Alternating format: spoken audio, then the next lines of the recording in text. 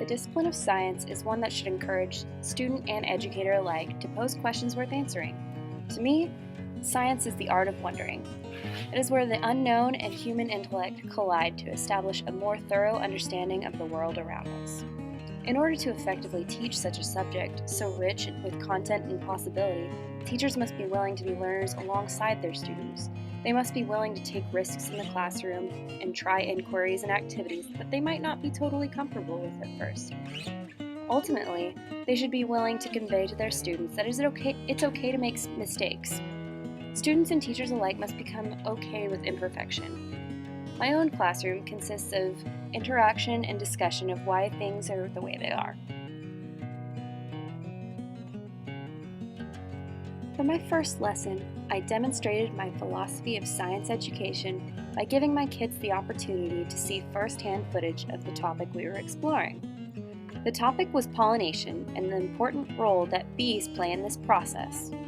To my benefit, I had access to a real beekeeper to help me provide my students with a meaningful experience. I was able to shoot real footage of myself working with the bees. They were able to explore and interact with the real equipment that he uses, and I was even able to let my class taste fresh local honey made by the bees they just observed on camera. Watching me act as an expert on film made my students believe that I was an expert in what we were learning. I believe that this made them even more curious about the topic of beekeeping and pollination, which was my entire intent with the video all along. After they watched real bees on camera, we discussed why bees were so important to us. We concluded that we needed bees to help take care of the plants that grow our food. This led into the question of why bees were so skilled at pollinating plants. My students then modeled the process of pollination with real wildflowers and various textured materials to find the answer.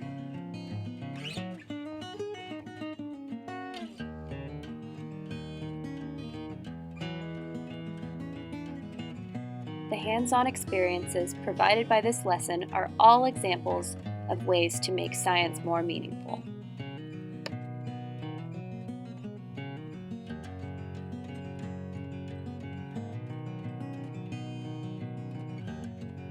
My next lesson involved a different type of science learning. This was less hands-on, but provided much in the way of rich discussion. The topic we were exploring was about land and water habitats and how animals were able to live and survive in each.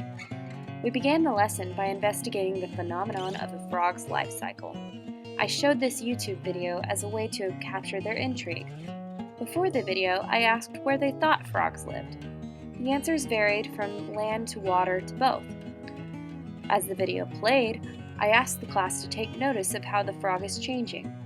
After it concluded, I asked the class where they thought the frogs lived now. The answer, I informed them, is both. This led into our discussion of where various animals lived and how they were able to live there. We started this discussion by writing down any animal we wanted and sticking them on the chart that was drawn on the board under the appropriate category. The categories included land, water, and both. After this, we filled out a Venn diagram to discuss the features that allowed animals to live on land, water, and both.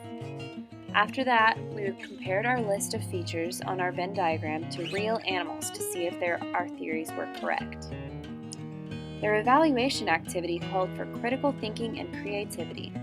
I asked them to invent animals and then explain the features that they chose for their animals by providing a short biography about the animal that told me where the animal lived, how the animal breathed, how the animal moved, what the animal ate, and then they were allowed to tell me the animal's name and its favorite color just for fun. The artifacts I gathered from this activity were both fascinating and priceless. I evaluated the students by questioning them on how each feature they gave the animal supported its survival. For example, this is Pop-Tart Kitty. I asked the student how Pop-Tart Kitty was to protect itself from predators. He considered this for a moment and then drew tusks on it. I pushed further to ask him about the fact that he said it lived on both land and water. If this was to be the case, how was Pop-Tart Kitty supposed to swim? He again thought for a moment, then he drew fins on the creature to complete it. This process was repeated for each student I came across. They were able to explain exactly how each feature I asked about supported its survival in its habitat.